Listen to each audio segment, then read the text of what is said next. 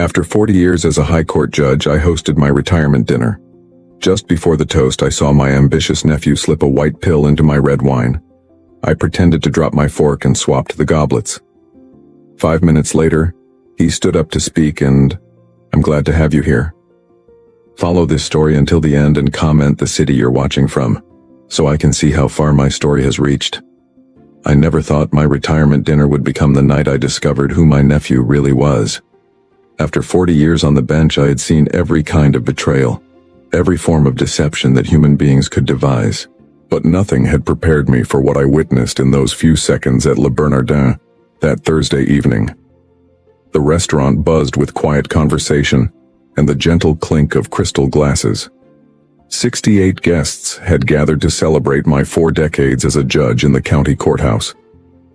Colleagues, fellow attorneys, court clerks, and family members filled the elegant dining room. Candles flickered on each table, casting warm shadows across the mahogany paneling that reminded me so much of my own library at home. I stood near the bar, accepting congratulations and well wishes, my hand instinctively touching the gold ring on my finger, the same graduation ring I had worn for 40 years. The weight of it felt heavier tonight, as if it carried the significance of everything I was leaving behind. "Uncle Edwin, you look distinguished as always." Floyd appeared beside me, his smile bright and confident. At 42, he had inherited his mother's sharp cheekbones and quick wit, but there was something in his eyes tonight that I couldn't quite place. Something restless. "Thank you for organizing all this, Floyd," I said, gesturing toward the beautifully arranged tables. "Margaret would have been proud to see how you've grown." His expression flickered for just a moment at the mention of his mother, my sister, who had passed away 30 years ago in that terrible car accident. Floyd had been only 12 then, a frightened boy who came to live with me because there was no one else. I had never married, never had children of my own, so raising him became the most important thing I had ever done. "She would have wanted you to have a proper send-off," Floyd said, adjusting his expensive tie. I noticed he was wearing the watch I had given him when he passed the bar exam, a Rolex worth $8,000. "After everything you've done for this community, for me, you deserve recognition." The sincerity in his voice warmed me, and I felt that familiar surge of paternal pride. This was the boy I had tutored through high school mathematics, the young man I had guided through law school, paying his monthly tuition of $3,200 without ever making him feel like a burden. Floyd had become everything I had hoped. A successful attorney with his own practice, a lovely wife named Victoria, a beautiful home in the suburbs. "Judge Patterson, congratulations on your retirement." Sarah Chen, my longtime court assistant, approached with a warm smile. 40 years of service to justice. That's something to be truly proud of. "Thank you, Sarah. I couldn't have done it without dedicated people like you," I replied, meaning every word. Sarah had worked with me for 15 years, and her loyalty and competence had made even the most difficult cases manageable. "I need to check on the dinner arrangements," Floyd said, excusing himself with another smile. I watched him walk toward our table where the place cards were arranged with military precision. He had always been detail-oriented, even as a child. I remembered helping him organize his school projects, watching him line up his pencils and notebooks with the same careful attention he now applied to his legal briefs. The evening progressed beautifully. Speeches were made, stories were shared, and I found myself genuinely moved by the outpouring of respect and affection from people whose lives had intersected with mine over the decades. Judge Harrison, my old mentor who was now 87, stood and spoke about the importance of integrity in the judicial system, his voice still strong despite his age. As we moved to our assigned seats for dinner, I felt a deep sense of satisfaction. This was how a career should end, surrounded by people who valued your contributions, who understood the weight of the decisions you had made, the responsibility you had carried. Floyd held out my chair for me, a gesture of respect that reminded me of the manners I had taught him as a teenager. "I took the liberty of ordering your favorite wine," he said, indicating the deep red liquid in the crystal glass beside my plate. "The 1987 Bordeaux from the case you've been saving for special occasions." I was touched by his thoughtfulness, That wine had been a gift from a grateful attorney 20 years ago, after I had ruled fairly in a particularly contentious divorce case. I had been saving it indeed, waiting for the right moment to open it. "That's very considerate of you," I said, settling into my chair. The familiar comfort of routine surrounded me, the weight of my suit jacket, the texture of the starched napkin, the soft murmur of conversation from the surrounding tables.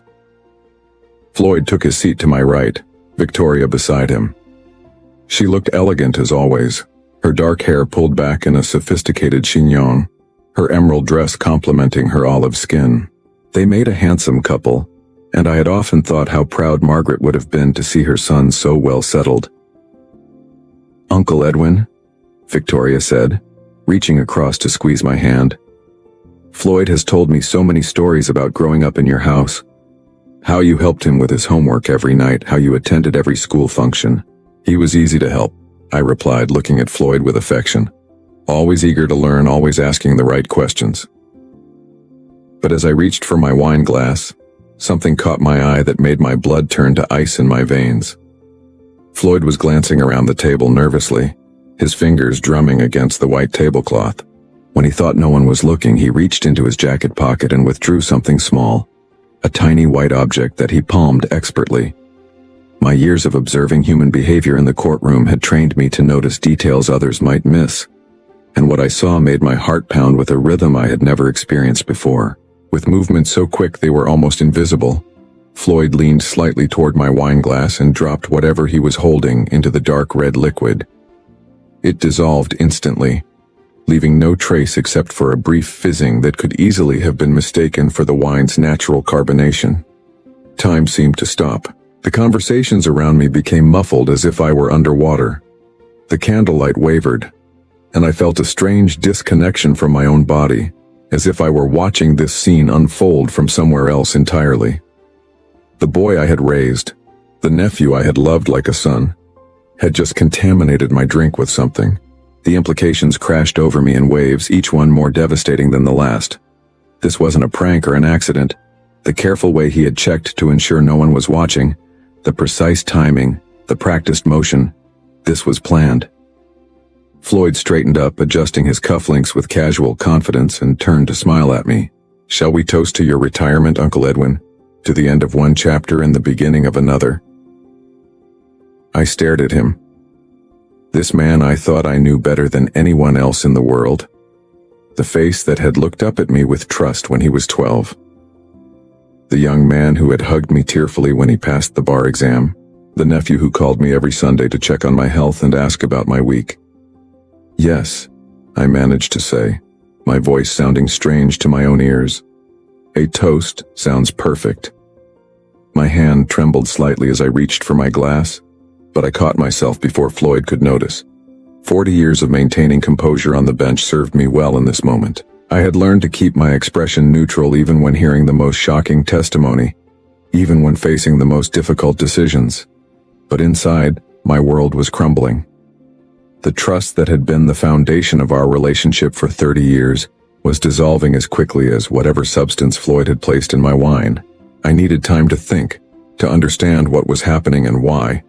Most importantly, I needed to figure out what to do next. Because if Floyd was capable of this, whatever this was, then everything I thought I knew about him was a lie. As I sat there holding my tampered wine glass, my mind raced backward through the months leading up to this moment. How had I missed the signs? How had a man who had spent 4 decades reading people, interpreting their motivations and detecting their deceptions, failed to see what was happening in his own family?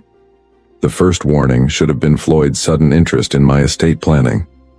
3 months ago, he had brought up the subject during one of our regular Sunday dinners at my house in Richmond Hill. We were sitting in my library, surrounded by the floor-to-ceiling shelves of law books and case studies that had been my constant companions for so many years. "Uncle Edwin," he had said, setting down his coffee cup on the mahogany side table. "Have you given any thought to updating your will recently?"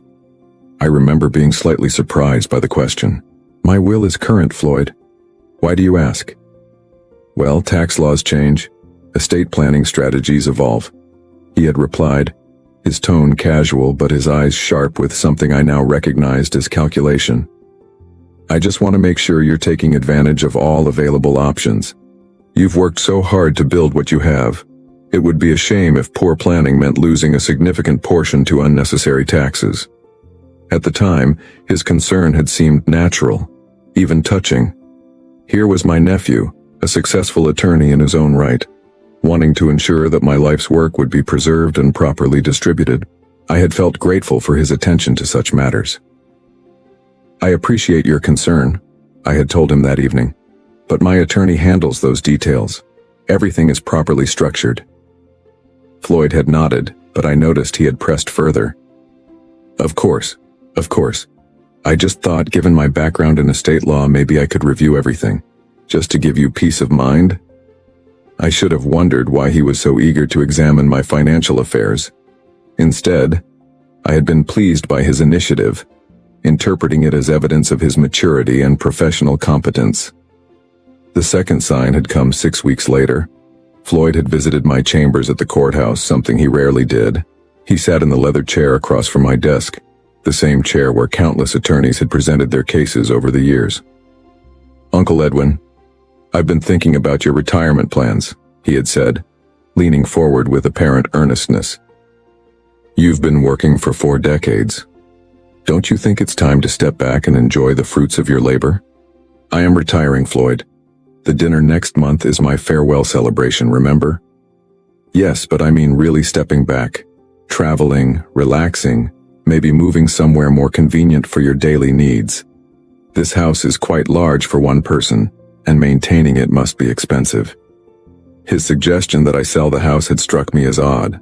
The Victorian mansion on Richmond Hill had been my home for 35 years. Every room held memories. Every piece of furniture had been carefully chosen. The idea of leaving it had never occurred to me. "I love that house, Floyd. It's where you grew up, where we shared so many important moments. Why would I want to leave it?" Floyd had shifted in his chair, and for just a moment his mask of concern had slipped. I caught a glimpse of impatience, maybe even frustration, before he composed himself again. "I just want to make sure you're not burdening yourself unnecessarily," he had said. "A smaller place might be easier to manage, more practical for someone your age." Someone your age. The phrase had stung, though I hadn't acknowledged it at the time. At 62, I felt healthy and vital. The idea that I needed to downsize my life because of my age seemed premature, almost insulting. Now, sitting at this dinner table with my contaminated wine glass before me, I realized Floyd had been assessing my assets, calculating their value, planning for their transfer. The house worth $750,000. The investment portfolio I had built over decades of careful saving. The pension that would continue for Victoria after my passing. He had been taking inventory. The third sign had been the most disturbing, though I had dismissed it at the time. 2 weeks ago, Floyd had come to dinner with an unusual request. He wanted to borrow against his inheritance. "I have an investment opportunity," he had explained as we sat at my dining room table. "A real estate development that could triple the initial investment within 2 years. But I need capital quickly, and my liquid assets are tied up in the practice." "What kind of investment requires such urgency?" I had asked. Floyd's explanation had been vague, filled with terms like time-sensitive opportunity and exclusive access.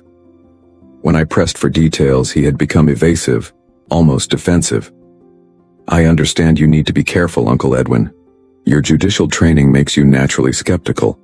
But this is a sure thing, and the returns would benefit both of us in the long run."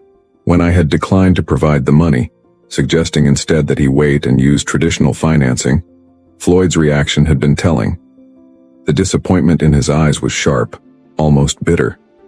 For a moment, he had looked at me as if I were an obstacle to be overcome rather than a family member who cared about his well-being. "Of course," he had said, recovering quickly. "You're right to be cautious. I'll find another way." But I could see the wheels turning in his mind, and now I understood what he had been planning. The fourth and most damning sign had come just last week. Victoria had called me, her voice strained with worry. "Uncle Edwin, I need to ask you something, and I hope you won't think I'm betraying Floyd's confidence." "What is it, dear?" He's been acting strangely lately, staying up late, making phone calls he won't discuss, researching things on his computer that he quickly closes when I walk into the room. My heart had clenched with concern. Have you asked him about it? I tried, but he says it's just work pressure. But Edwin, I found some papers on his desk, printed articles about medical conditions, treatments, things that could affect elderly people. At the time, I had assumed Floyd might be worried about my health, perhaps researching ways to help me age more gracefully. Now I realized he had been researching something entirely different. I'm probably being paranoid, Victoria had continued, but some of the articles were about medications, interactions, things that could cause problems for someone your age. I had reassured her that Floyd was probably just being overly cautious about my well-being, but her call had planted a seed of unease that I had tried to ignore. Now, as I sat at this elegant table surrounded by people celebrating my career, that seed had grown into a terrible understanding. Floyd hadn't been researching ways to protect my health. He had been researching ways to compromise it. The boy I had raised from age 12, who had slept in the bedroom down the hall from mine for 6 years, who had sat at my kitchen table doing homework while I prepared dinner. This boy had grown into a man capable of something I couldn't even name. I thought about all the sacrifices I had made for him, the vacations I hadn't taken so I could pay his college tuition of $3,200 every month for 4 years, the social events I had skipped to attend his school plays and soccer games, the relationships I had let fade because raising Floyd had become my primary focus. I had given him everything: love, guidance, opportunity, financial support. I had shared my knowledge, my connections, my home. I had been proud when he chose to study law, thrilled when he passed the bar exam, overjoyed when he started his own practice. And this was how he repaid that devotion. The waiter approached our table, beginning to serve the first course, and I realized I had to make a decision. I could confront Floyd here, in front of everyone, creating a scene that would destroy not only him but also the memory of this evening that was meant to celebrate my career. Or I could find another way to handle this situation. A way that would give me time to understand the full extent of his betrayal and plan my response accordingly. I looked at Floyd, who was smiling and chatting with the guests at our table, playing the role of the loving nephew perfectly. His performance was flawless, just as it had been for months while he planned whatever he had put in my wine. But I had learned something in 40 years on the bench that Floyd had apparently forgotten. Justice doesn't always come swiftly, but it always comes eventually. And tonight, it was going to come for him. The weight of knowledge sat heavy in my chest as I contemplated my next move. Around me, the dinner continued with its elegant rhythm. Guests laughing, waiters serving the first course, crystal glasses catching the warm candlelight. But my world had narrowed to the contaminated wine glass sitting inches from my hand, and the nephew who had just revealed his true nature. Floyd was engaged in animated conversation with Judge Harrison about recent changes in corporate law, his voice confident and professional. To anyone watching, he appeared to be the perfect nephew, attentive, successful, devoted. But I could see through the performance now, and what I saw chilled me to the bone. I needed to act, but I also needed to be smart about it. 40 years on the bench had taught me that hasty decisions often led to regrettable consequences. This situation required the same careful consideration I had applied to the most complex legal cases. "Uncle Edwin, you seem quiet tonight," Victoria observed, her dark eyes filled with genuine concern. "Are you feeling all right?" The irony of her question wasn't lost on me. Here was Floyd's wife worried about my well-being, while her husband sat beside her having just tampered with my drink. Did she know? Was she part of this? Or was she as deceived as I had been? "Just reflecting on the evening," I replied, managing a smile. 40 years of memories tend to flood back at moments like this. Floyd glanced at me and I caught something in his expression. Anticipation, maybe even excitement. He was waiting for me to drink the wine, waiting to see the results of whatever he had put in it. The realization made my stomach turn, but I kept my face carefully neutral. "You should try the wine, Uncle Edwin," Floyd said, raising his own glass. "It's really exceptional, perfect for toasting such a momentous occasion." His insistence confirmed my worst fears. This wasn't paranoia or misunderstanding. Floyd genuinely wanted me to consume whatever he had put in that glass. "You're right," I said, reaching for the wine. "A toast is definitely in order." But as my hand moved toward my glass, I deliberately knocked my fork to the floor. The silver utensil clattered against the hardwood, drawing the attention of everyone at our table. "How clumsy of me," I said, bending down to retrieve the fork. In that moment, hidden beneath the white tablecloth, I executed a maneuver that would have impressed any magician. With movements honed by decades of handling evidence in courtrooms, I switched my contaminated wine glass with Floyd's clean one.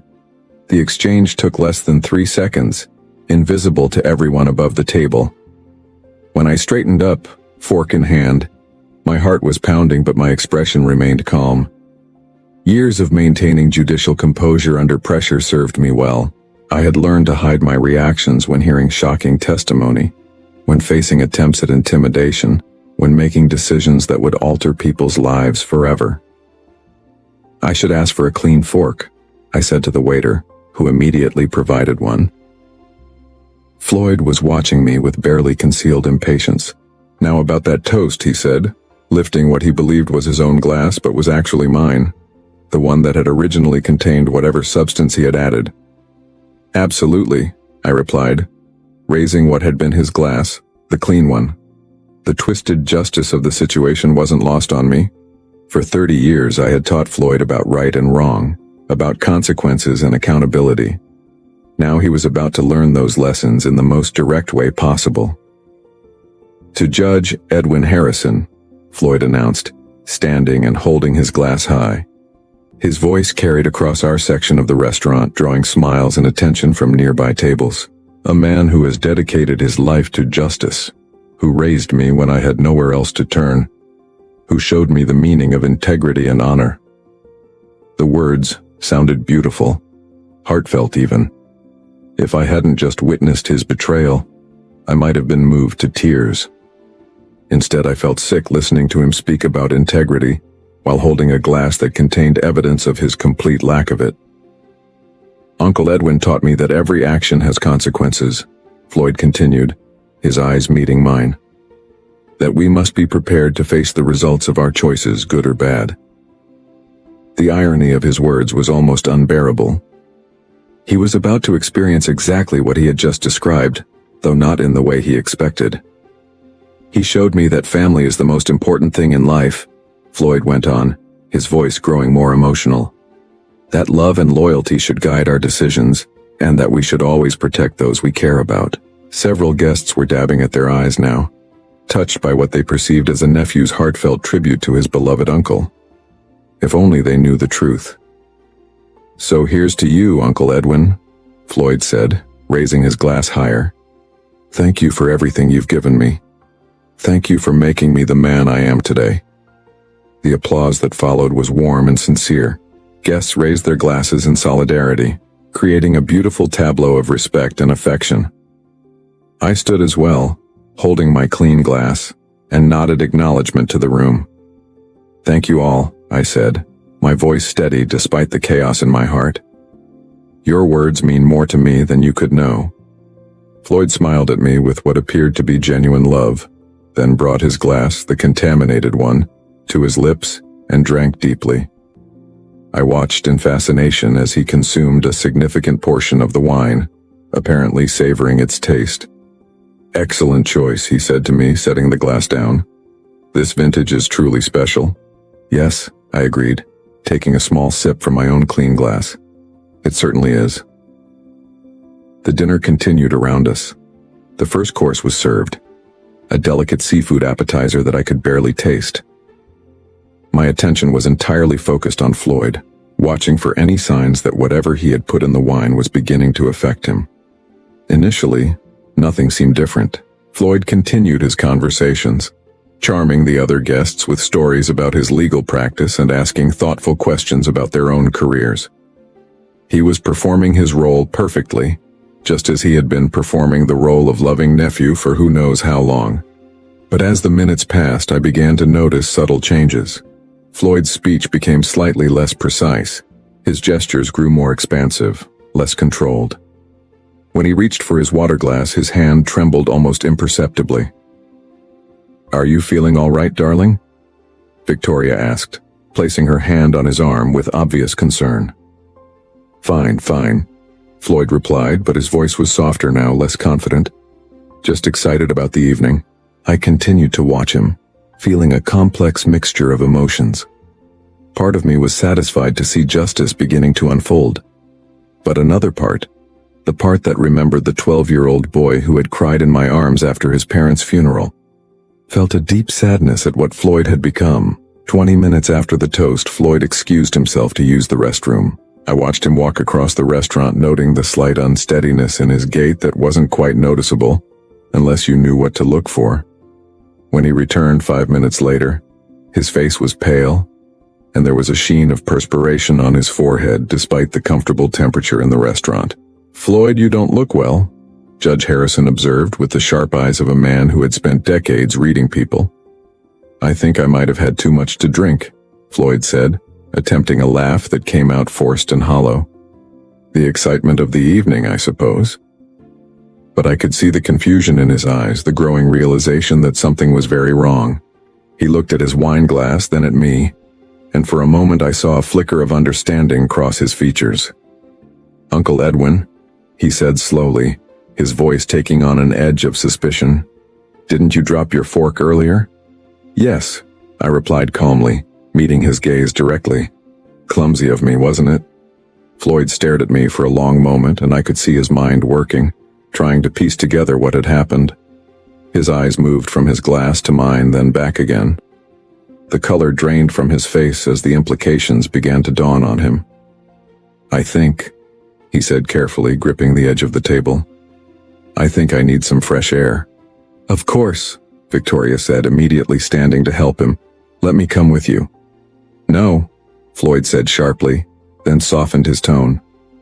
"No, I just need a moment alone." As he made his way toward the restaurant's entrance, moving with increasing difficulty, I felt the weight of 4 decades of judicial experience settling over me. I had just witnessed justice in its purest form, a man facing the exact consequences he had intended for someone else. What happened next unfolded like a slow-motion disaster that I could see coming but felt powerless to prevent. Floyd had been outside for nearly 15 minutes when Victoria began to show real concern. "I should check on him," she said, rising from her chair with obvious worry. "He's never been one to get sick from wine." "Perhaps we should all step outside for some air," Judge Harrison suggested, his weathered face creased with concern. "The evening has been quite emotional." Before anyone could respond, Floyd appeared in the doorway of the restaurant. The transformation in his appearance was startling. His usually perfect hair was disheveled, his expensive tie was loosened, and his face had taken on a grayish pallor that made him look far older than his 42 years. He moved slowly back to our table, one hand trailing along the wall for support. Several diners from other tables glanced up with curiosity, sensing that something was amiss. "Floyd, my God, what happened?" Victoria jumped up to help him, her voice tight with alarm. "I'm fine," he said, but his words were slightly slurred now, and the tremor in his hands was becoming more pronounced. "Just need to sit down for a moment."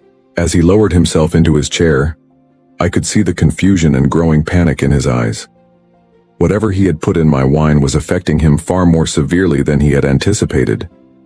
The irony wasn't lost on me. Floyd had miscalculated the dosage, perhaps assuming that my age would make me more vulnerable to whatever substance he had chosen. "Should I call a doctor?" Sarah Chen asked from across the table, her natural concern for others overriding any confusion about the situation. No, Floyd said quickly, too quickly. "I just need water." But even as he reached for his water glass, his coordination failed him. The glass slipped from his trembling fingers and shattered against his dinner plate, sending crystal shards across the white tablecloth. The sound drew attention from every table in our section of the restaurant. A collective gasp arose from our guests. Victoria immediately knelt beside Floyd's chair, her dark eyes wide with fear. "Darling, you're scaring me. Tell me what's wrong." For a moment, Floyd's gaze met mine across the table. In his eyes, I saw the full realization of what had occurred. He understood that I had discovered his plan and turned it back on him. But more than that, I could see the dawning comprehension that whatever he had intended for me was now coursing through his own system. "Uncle Edwin," he whispered, his voice barely audible above the concerned murmur of voices around us. "I need to talk to you. Alone." The desperation in his tone was unmistakable. Here was a man who had just realized that his carefully laid plan had backfired spectacularly, and who was beginning to face consequences he had never imagined for himself. "I think you should focus on feeling better first," I replied calmly, though my heart was racing with adrenaline. "Perhaps some fresh air would help?" Floyd tried to stand, but his legs wouldn't support him properly. He gripped the table's edge, his knuckles white with the effort of remaining upright. "Something's wrong," he said, no longer trying to hide his distress. "Something's very wrong." Judge Harrison, with his decades of experience reading people and situations, leaned forward with sharp attention. "Floyd, you mentioned earlier that you might have had too much to drink, but this seems like something more serious. Are you taking any medications that might interact with alcohol?" The question hit Floyd like a physical blow. His face went even paler, and I could see him struggling to find an answer that wouldn't reveal the truth. He began, then stopped. His breathing was becoming labored, and small beads of sweat were forming on his forehead, despite the comfortable temperature in the restaurant. Victoria placed her hand on his arm, her concern deepening. "Floyd, you're frightening me. Please let someone call for medical help." "No!" The word came out sharper than Floyd intended, drawing even more attention from nearby tables. Restaurant staff were beginning to hover nervously at the edges of our section, clearly uncertain about how to handle the situation. I watched all of this unfold with a mixture of fascination and deep sadness. This wasn't how I had wanted the evening to end. Part of me had hoped that confronting Floyd privately might have led to a confession, perhaps even to understanding why he had chosen this path. Instead, his plan had collapsed publicly, in front of 68 people who had gathered to celebrate my career. "Floyd," I said quietly, leaning toward him, "perhaps you should tell us exactly what you think might be causing this reaction. It might help if medical professionals know what they're dealing with." His eyes widened at the implication of my words. I was offering him a chance to confess, to explain what he had put in the wine so that appropriate help could be provided. But confession would mean admitting to everyone present what he had attempted to do to me. I can't. Floyd struggled with the words, his moral cowardice warring with his growing physical distress. That's when Judge Harrison demonstrated why he had been such a respected jurist for over 50 years. With the sharp instincts that had made him legendary in the legal community, he looked from Floyd to me, then back to Floyd, and I could see understanding dawning in his wise old eyes. "Young man," Judge Harrison said in the authoritative tone that had commanded respect in courtrooms for decades, "I suggest you tell us immediately what substance you've ingested, because your condition appears to be deteriorating rapidly." The directness of the question coming from such a respected figure seemed to break something inside Floyd. His carefully constructed facade finally crumbled completely. "I didn't mean for this to happen," he said, his voice cracking with desperation. "It was supposed to be. It wasn't supposed to affect me." A shocked silence fell over our table. Victoria stared at her husband with growing horror, beginning to piece together the implications of his words. "What wasn't supposed to affect you?" she asked, her voice barely above a whisper. Floyd looked around the table at all the faces staring at him, people who had known him for years, who had watched him grow up, who had celebrated his achievements and considered him family.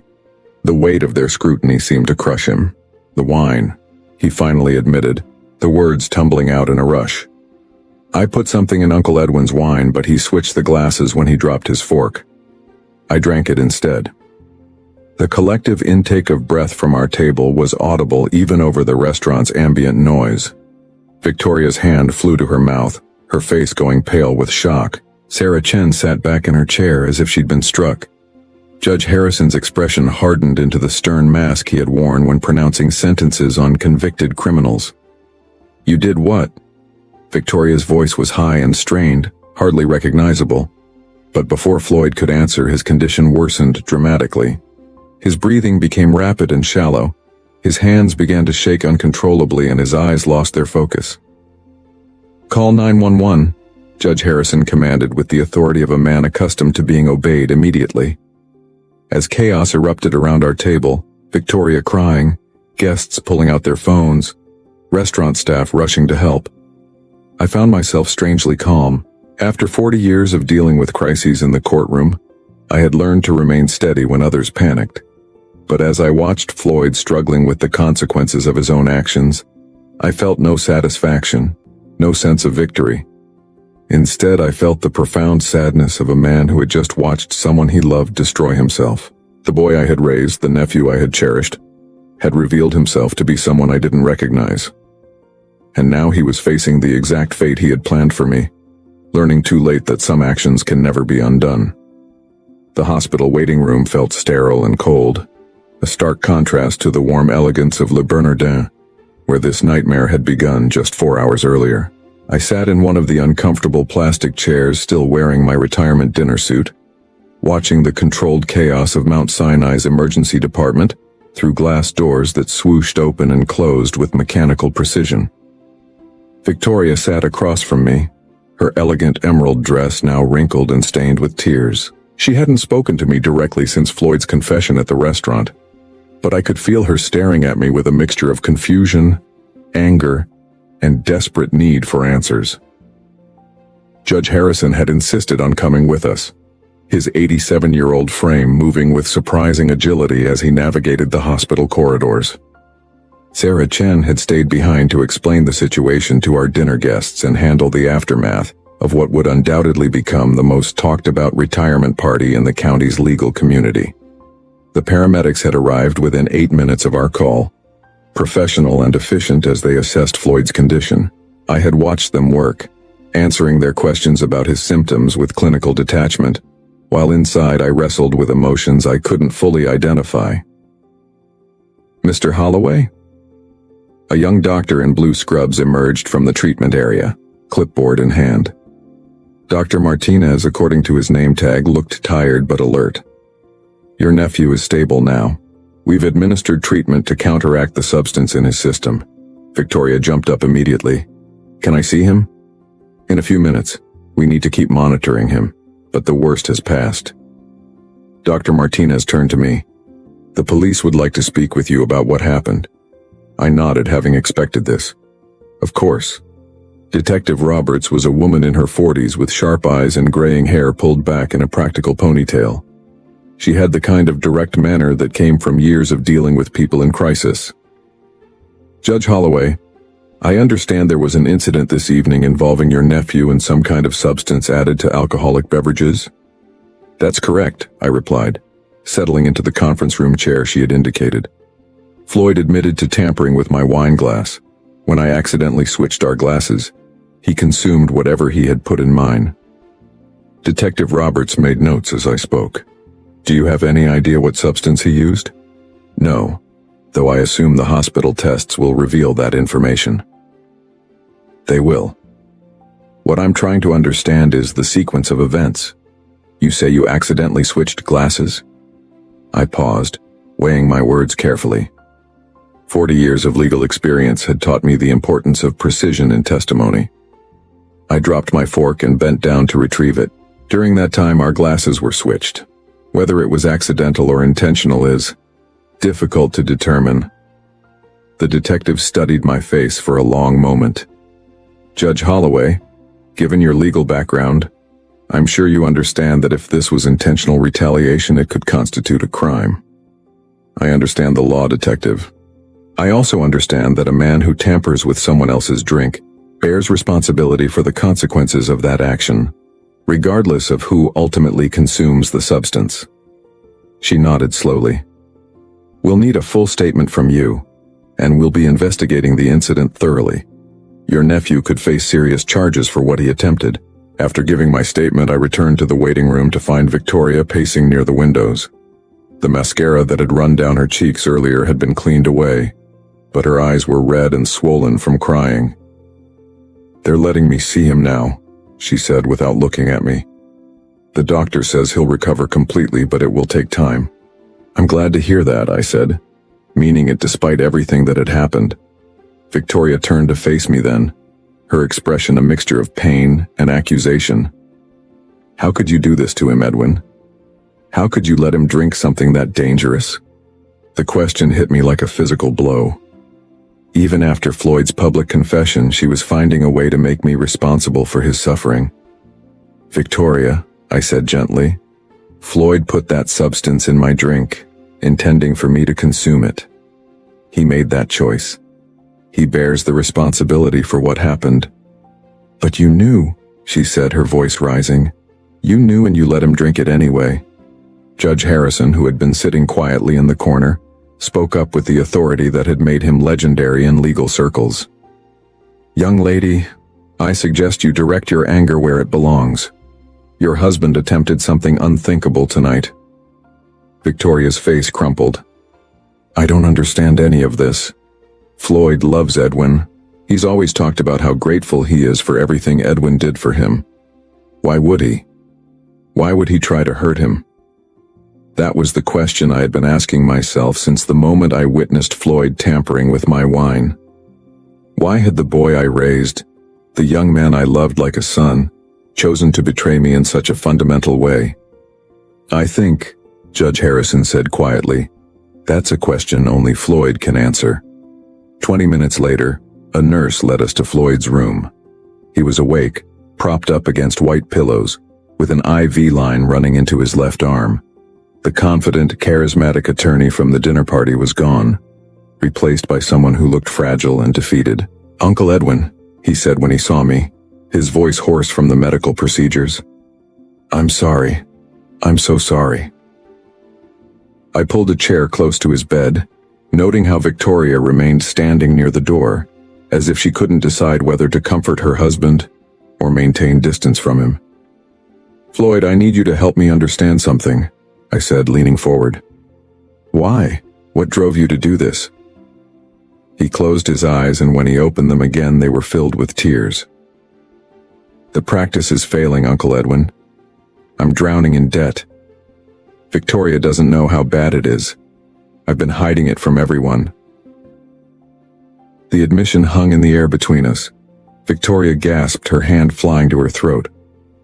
"How much debt?" I asked. $240,000. Bad investments, poor financial decisions, clients who didn't pay. It snowballed faster than I could control it.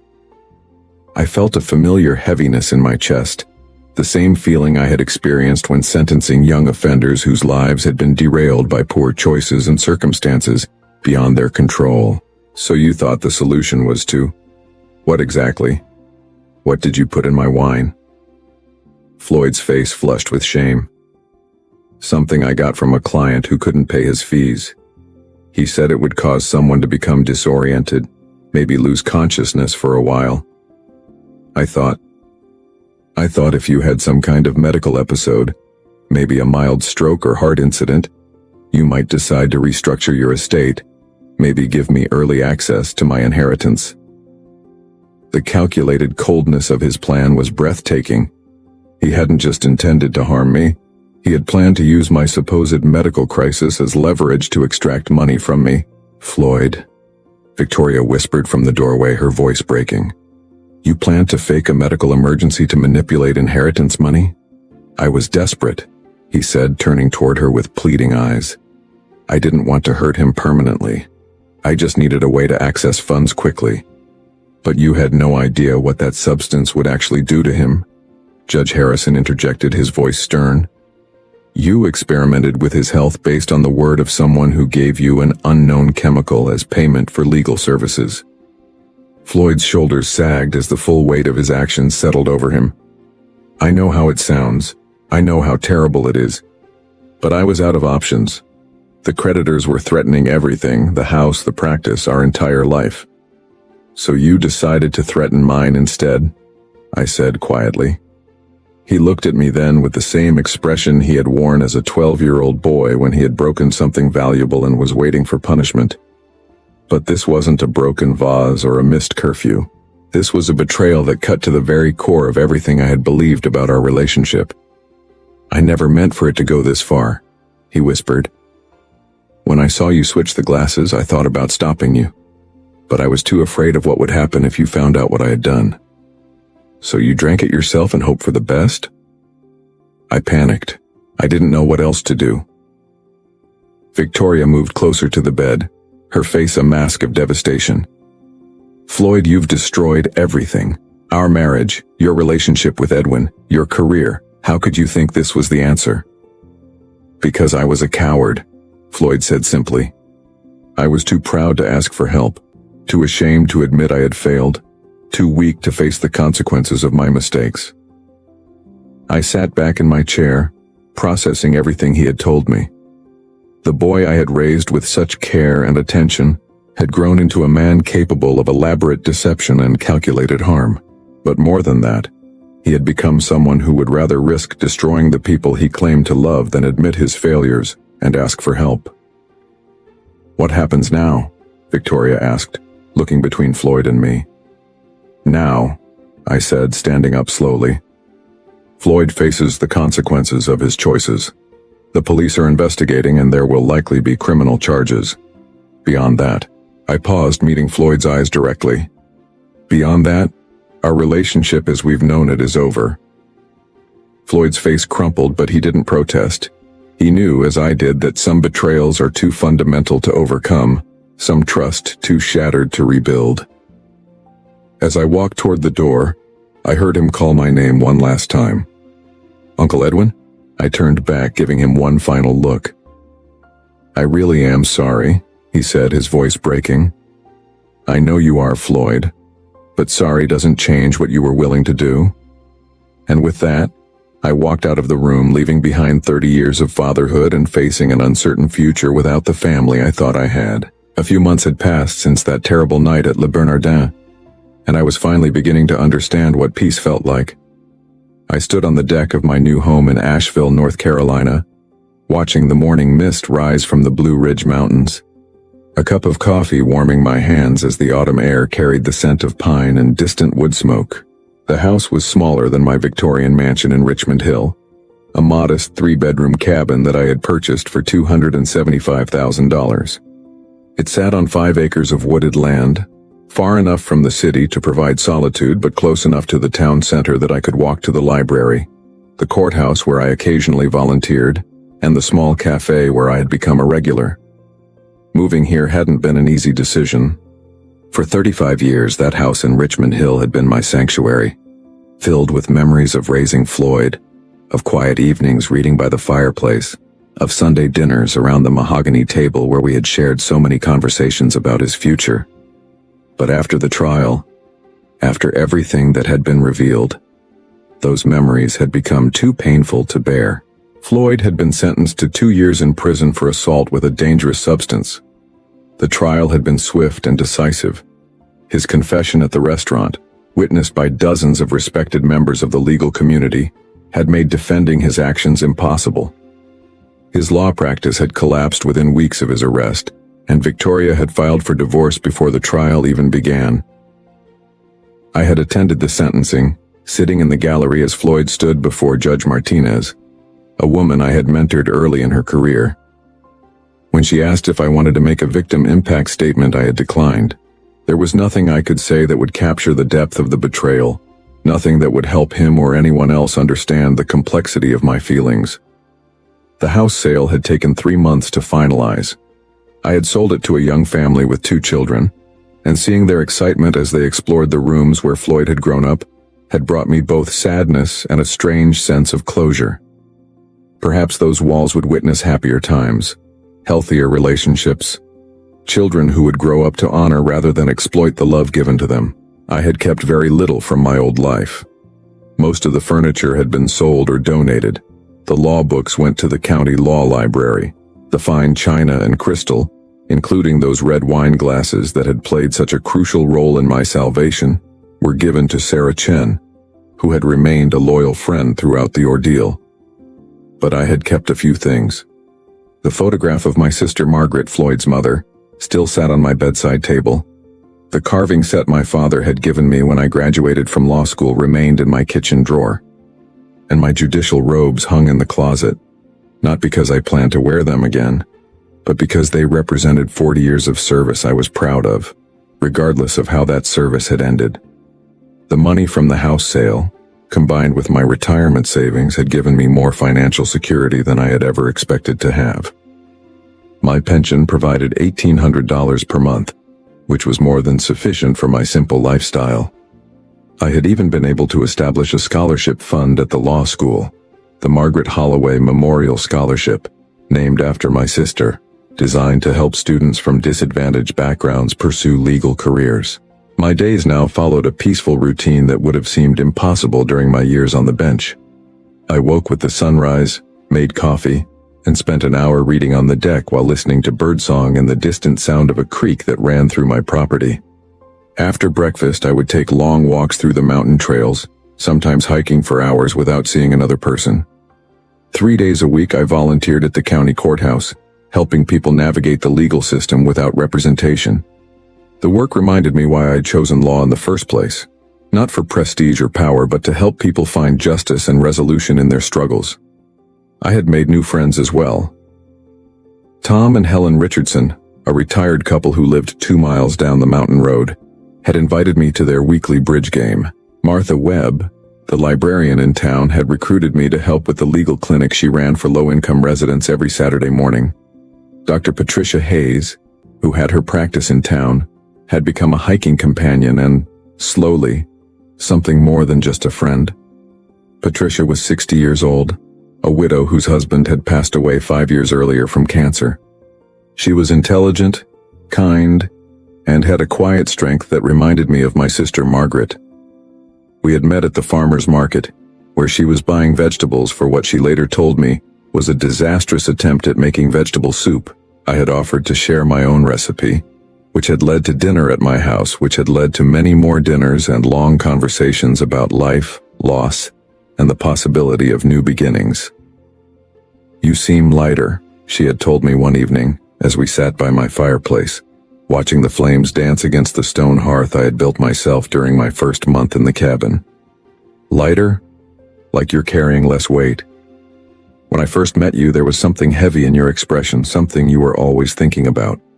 It's gone now." She was right. The burden of responsibility I had carried for Floyd's well-being, the constant worry about his choices and his future, the guilt over whatever mistakes I might have made in raising him, all of that had finally lifted. I was no longer responsible for anyone's life but my own, and that freedom was both terrifying and liberating. I had received one letter from Floyd during his incarceration. It had arrived 3 months after the trial, forwarded by my attorney since Floyd didn't have my new address. The letter was 7 pages long, filled with apologies, explanations, and requests for forgiveness. He wrote about his regrets, his plans for rehabilitation, his hopes that we might someday reconcile. I had read it twice, then filed it away without responding. Some bridges once burned cannot be rebuilt.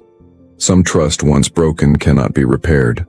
Floyd would have to find his way forward without my guidance or support, just as I was learning to find my way forward without the identity of being his protector and provider.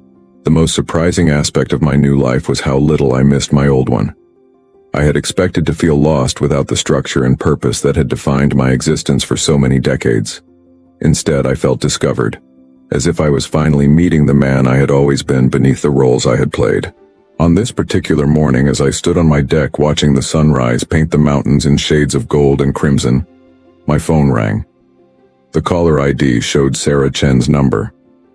"Good morning, Sarah," I answered, settling into my deck chair. "Judge Edwin, I hope I'm not calling too early." "Not at all. What can I do for you?" "I wanted to let you know that Floyd was released yesterday. He served 18 months of his sentence and got early release for good behavior." I felt a familiar tightness in my chest, but it passed quickly. "Thank you for letting me know." He asked me if I knew how to reach you. I told him I didn't and that even if I did, I wouldn't share your information without your permission. You did the right thing. There was a pause. Edwin, he seemed different, older, quieter. He asked me to tell you that he doesn't expect forgiveness, but that he wanted you to know he's going to try to do better. I closed my eyes, feeling the warmth of the morning sun on my face. I hope he does, Sarah, for his own sake. After hanging up, I remained on the deck for a long time, processing the news of Floyd's release. I felt no anger, no fear, no desire to reach out to him. I felt only a kind of sad closure, like the end of a book I had been reading for 30 years. At noon, Patricia arrived with hiking boots and a backpack filled with sandwiches and water bottles. We planned to explore a new trail that led to a waterfall Tom Richardson had told us about. "You look peaceful today," she said, kissing my cheek as she set down her pack. "I feel peaceful," I replied, meaning it completely.